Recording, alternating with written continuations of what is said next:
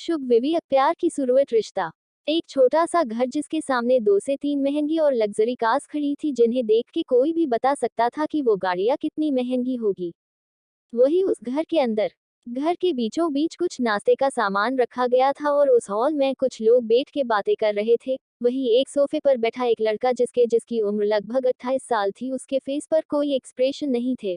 उसकी height 6.2, blue smoky eyes, पतले होठ, परफेक्ट नोज, गोरा रंग और मस्कुलर और परफेक्ट बॉडी। वो किसी हीरो से कम नहीं लग रहा था। वो उन सभी लोगों के बीच एकदम शांत बैठा था। तभी एक 50 साल के लगभग की औरत जिनका नाम जानकी देवी था, वो अपने सामने बैठे इंसान से बोली, बातें तो होती रहेंगी, पहले आप हमारी होने वाली बहू को तो बुलाइए। उनकी बात सुन सुरेश जी अपने पास बैठी ममता जी की तरफ इशारा कर अपनी बेटी को लाने बोलते हैं। उनका इशारा समझकर ममता जी जल्दी से अपनी बेटी को लेने उसकी रूम की तरफ चली गई। थोड़ी ही देर में ममता जी के साथ एक लगभग 20 साल की लड़की जिसने इस वक्त पिंक कलर का अनारकली सूट पहना था, 5.4 की हाइट, दूध सा गोरा रंग, बेदाग चेहरा, हिरनी जैसी आंखें जो हल्की हल्की ग्रीन थी, छोटी सी नाक, छोटे और एकदम गुलाबी होठ, लंबे घने काले बाल जो इस वक्त खुले हुए उसकी कमर तक आ रहे थे। वो दिखने में बेहद सुंदर और खूबसूरत, एकदम परी के जैसे। ममता जी श्रेया को लाकर एक खाली सोफे पर बैठा देती है तो जानकी जी उसे देख खुश होकर बोली, बेटा आप तो बकाए बहुत खूबसूरत हो, जैसा हमने सुना था एकदम वैसे ही हो आप। श्रेया जो अपना सर नीचे किए बैठी थी, उनकी बात सुन वो हल्के से थैंक्स बोली है। उसकी आवाज बहुत धीमी थी लेकिन किसी संगीत से कम नहीं थी। वही दूसरे सोफे पर बैठा लड़का जिसका नाम अधीर कपूर था, उसने एक नजर भी उठाकर श्रेया को नहीं देखा। वो बस वहां अपनी दादी के साथ उनकी जबरदस्ती करने पर आया था। तो सुरेश जी, हमें तो श्रेया बहुत पसंद आई, अगर आपको कोई आपत्ति नहीं है तो हम ये रिश्ता पक्का समझे, जानकी जी सुरेश जी की तरफ देख कर बोली।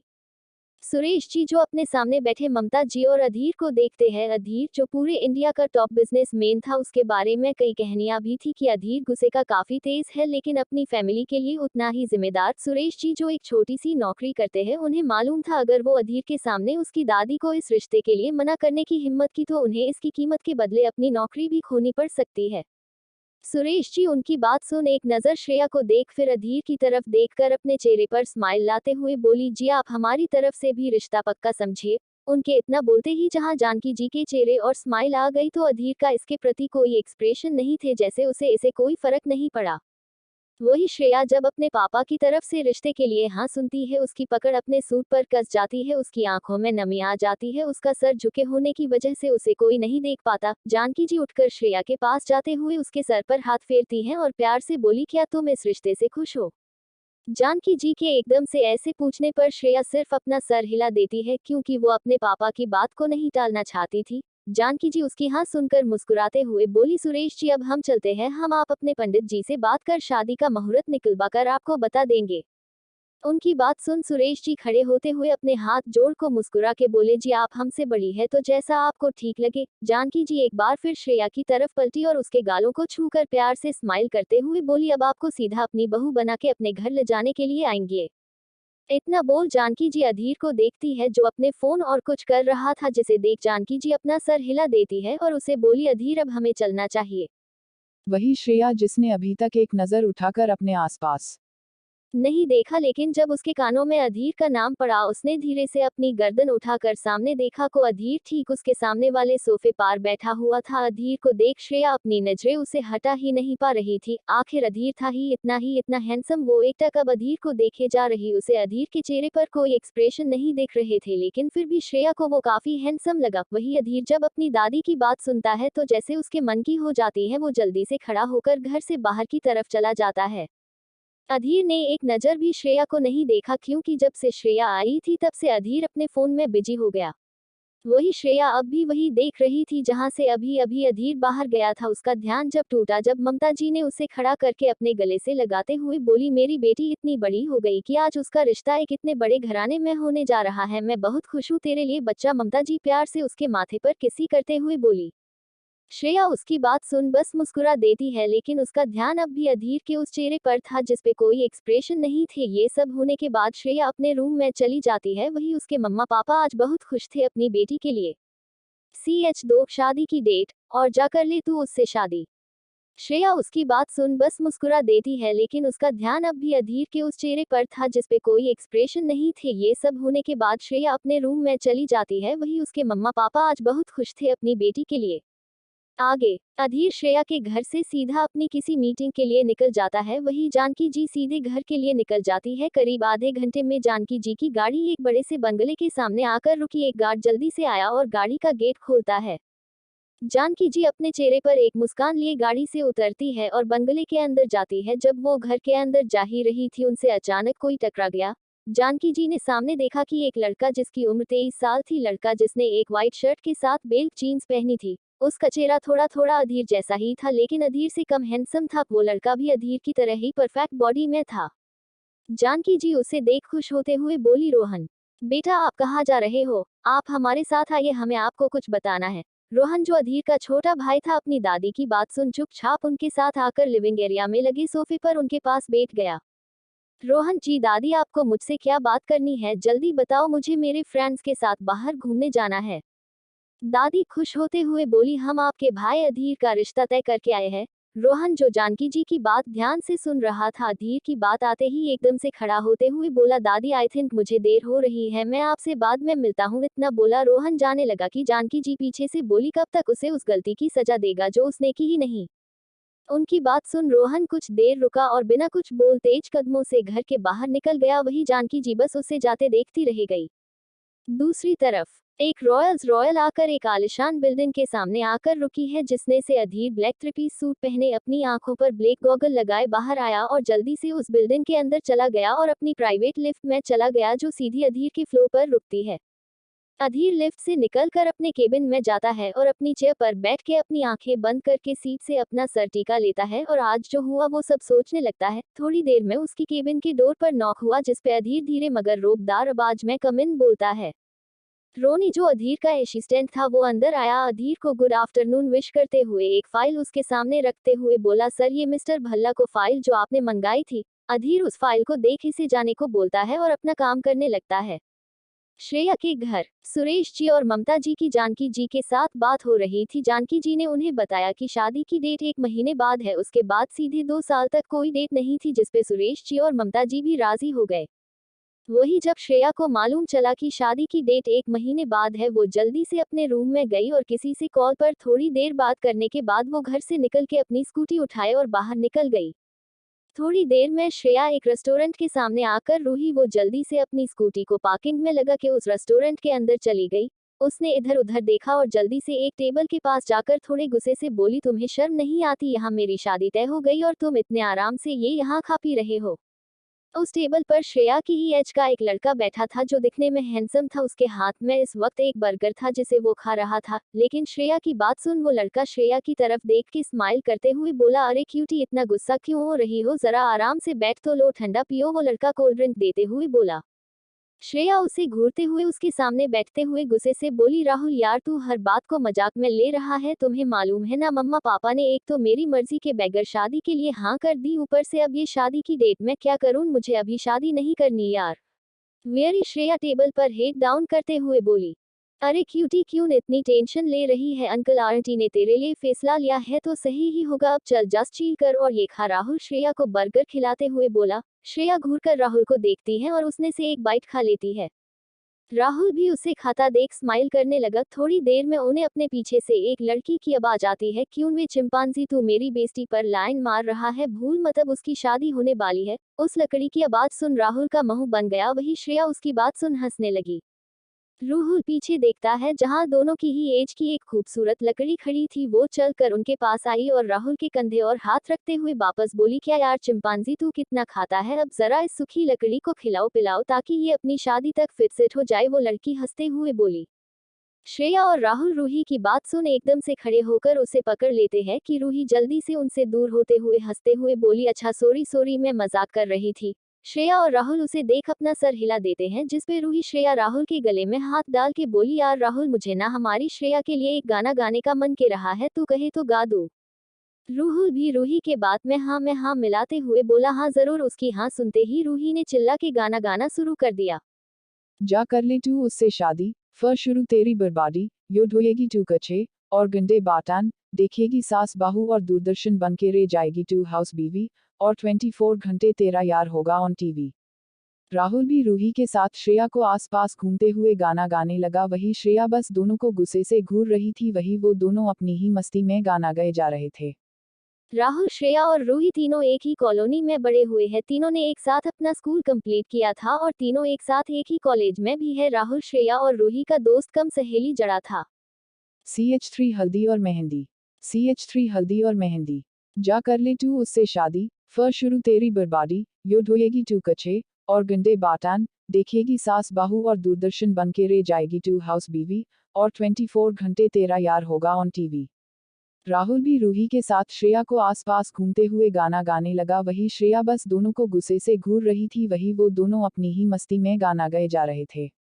आगे धीरे धीरे ये एक महीना कैसे निकाल गया किसी को पता ही नहीं चला। आज श्रेया के घर पर काफी चेल पेल थी क्योंकि आज श्रेया की हल्दी थी। श्रेया अपने रूम में येलो कलर का लहंगा पहने बैठी थी जिसने वो काफी खूबसूरत लग रही थी। उसी के पास में रूही भी येलो कलर का फ्रॉक सूट पहने उसके पास ही बैठी उसे तैयार के रही थी। कपूर मेंशन। अधीर ने भी आज येलो कलर का कुर्ता और व्हाइट पैंट पहनी थी जिसमें वो कुछ ज्यादा ही हैंडसम लग रहा था। अधीर की हल्दी में ज्यादा लोगों को नहीं बुलाया, उसने कुछ ही गिने चुने लोग थे जिसमें अधीर का बेस्ट फ्रेंड राज अपनी बीवी के साथ आया था। अधीर की हल्दी गार्डन में थी। गार्डन के बीचों बीच हल्दी के लिए एक स्टेज बनाई गई थी। अधीर अपने दोस्त राज के साथ बाहर आया और अपनी जगह और बैठ गया। सबसे पहले दादी ने आज्ञाकार अधीर को हल्दी लगाई, उनके बाद राज और नेहा ने अधीर को हल्दी लगाई। कम उसे हल्दी से नहला ज्यादा दिया। ऐसे ही सबके हल्दी लगाने के बाद अधीर की नजर स्टेज से दूर खड़े रोहन पर गई।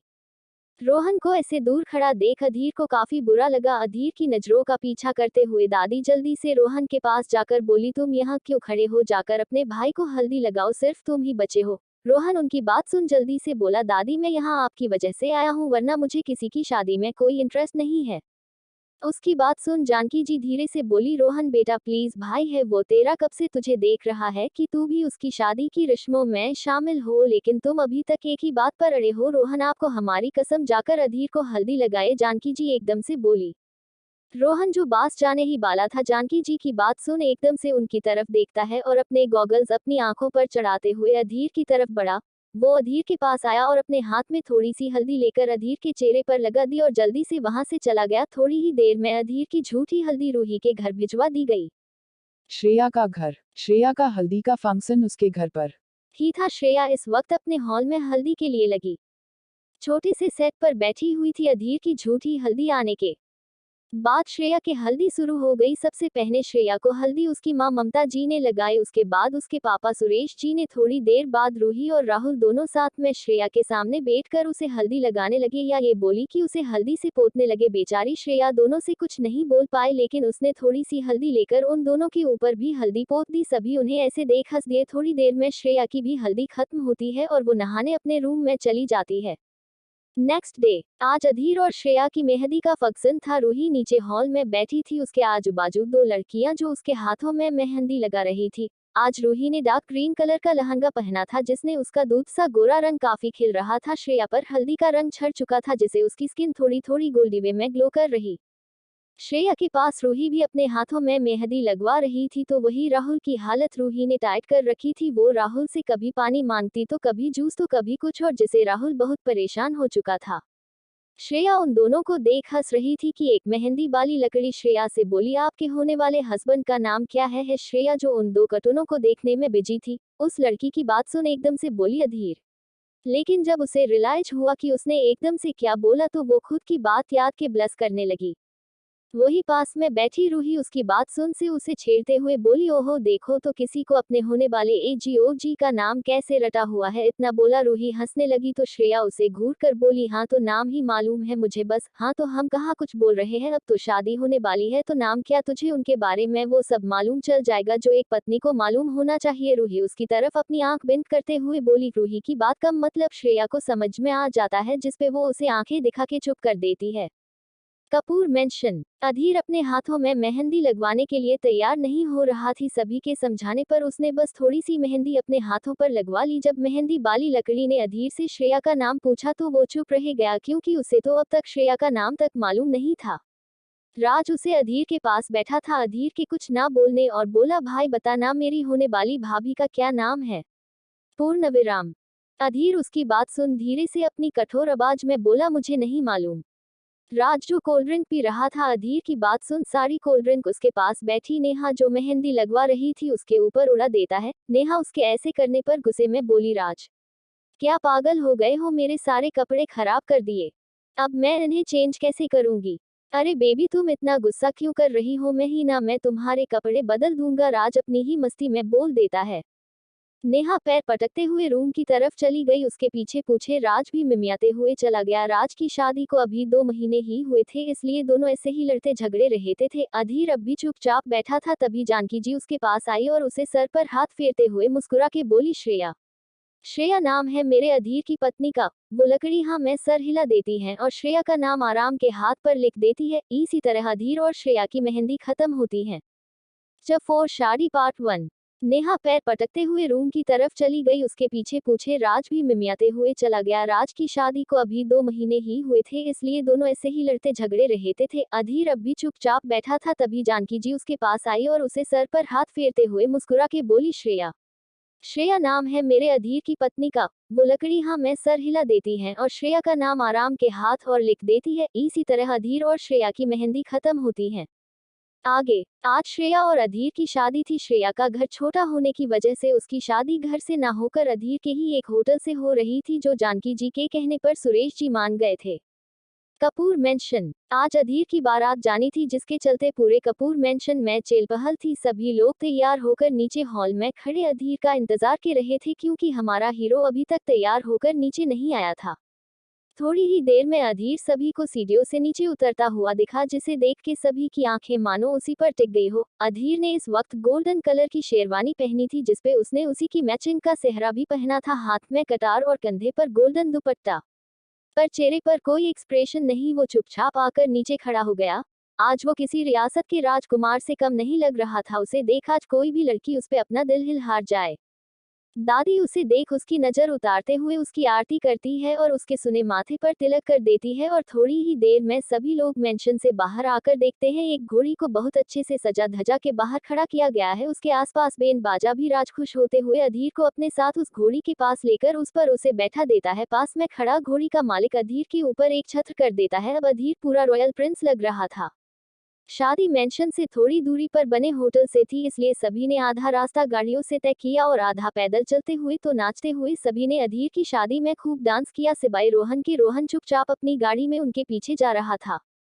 अधीर बार बार पीछे आ रही रेड स्पोर्ट्स कार को देख रहा था, जो रोहन की थी, जिसे राज नोटिस कर लेता है। वो अधीर को एक नज़र देख जल्दी से रोहन की कार के पास गया और उसे जबरदस्ती अपने साथ खींचकर बीच में डांस करवाने लगा, जिसे देख अधीर के चेहरे पर छोटी सी मुस्कान आ गई, लेकिन वो जल्दी ही छिप जाती है। होटल के एक कमरे में श्रेया दुल्हन के जोड़े में तैयार होकर बैठी थी। उसने इस वक्त डार्क रेड कलर का लहंगा पहना हुआ था, जो उसके गोरे रंग पर बहुत जच रहा था। श्रेया ने इस वक्त लहंगे की मैचिंग की ज्वेलरी पहनी हुई थी। आज वो भी कहीं की राजकुमारी से कम नहीं लग रही थी, लेकिन उसके चेहरे पर बेचैनी साफ दिख रही थी। वो अपने पास बैठी रूही से बोली, यार मुझे बहुत डर लग रहा है, पता नहीं मैं वहां एडजस्ट कर भी पाऊंगी कि नहीं। रूही, जिसने आज डार्क पर्पल कलर का लहंगा पहना हुआ था, वो भी आज बहुत खूबसूरत लग रही थी। वो रूही को तैयार करते हुए बोली, यार शादी से पहले ये डर हर लड़की को लगता है, तू चिल्ला मार यार। रूही उसे शांत करते हुए बोली, लेकिन मुझे बहुत डर लग रहा है, कैसे ये नए रिश्ते नए घर, मेरा मतलब यार।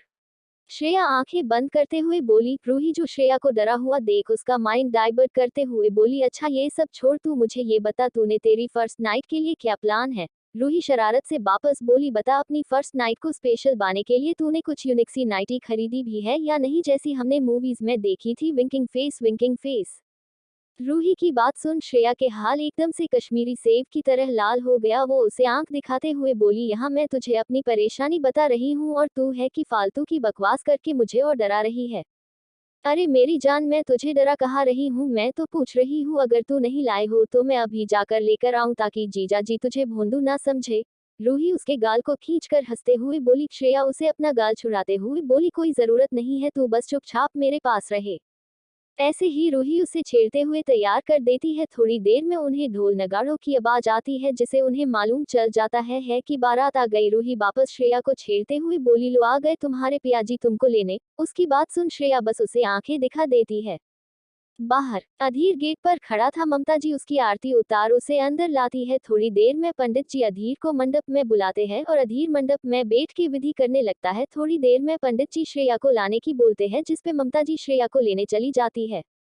थोड़ी देर में श्रेया नीचे आती है। श्रेया को देख शादी में आए लड़कों की नजर तो जैसे श्रेया से हट ही नहीं रही थी। वही राहुल तो एकटक श्रेया को देखने में ही खो गया। वो खुद के मन में बोला, मेरी क्यूटी कितनी प्यारी लग रही थी। काश मैंने जो सोचा था वो सच हो पाता, लेकिन खैर मैं मेरी क्यूटी के लिए बहुत खुश हूँ। अधीर, जिसने अभी तक श्रेया को नजर उठा के देखा तक नहीं, लेकिन राज जो उसके पास खड़ा था, उसने अधीर की तरफ झुकते हुए कहा, यार भाभी तो बला की खूबसूरत है, तेरे तो भाग्य ही खुल गए, एक नजर देख तो ले।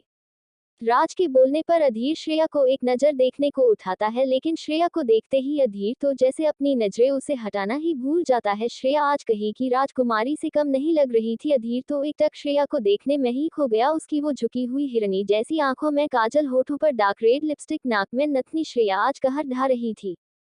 अधीर का ध्यान श्रेया से जब हटा, जब श्रेया के उसके पास बैठाने के बाद पंडित जी ने मंत्र पढ़ने शुरू किए, अधीर अपने होश में आकर जल्दी से उसे अपनी नजरें हटा लेता है। वही श्रेया ने अभी तक एक नजर उठा के अधीर को नहीं देखा।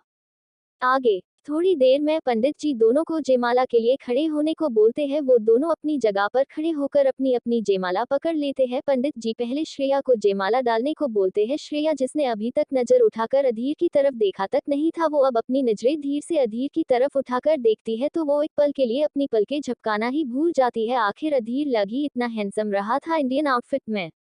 श्रेया को अधीर की तरफ ऐसे देखता देख रूही आगे आकर श्रेया के कान में बोली, मेरी जान, तेरे पास पूरी रात पड़ी है अपने हैंडसम पति को निहारने के लिए, अभी जल्दी से जयमाला डालना। सब देख रहे हैं। श्रेया अचानक रूही के ऐसे बोलने पर अपने सेंस में आती है और रूही की तरफ देखती है, जो उसे ही देखकर स्माइल कर रही थी। श्रेया उसे अपनी नजरें उठाकर अधीर को जयमाला डालती है, उसके बाद अधीर श्रेया को, लेकिन इस दौरान अधीर ने एक नजर भी श्रेया को नहीं देखा। दोनों वापस अपनी अपनी जगह पर बैठ गए।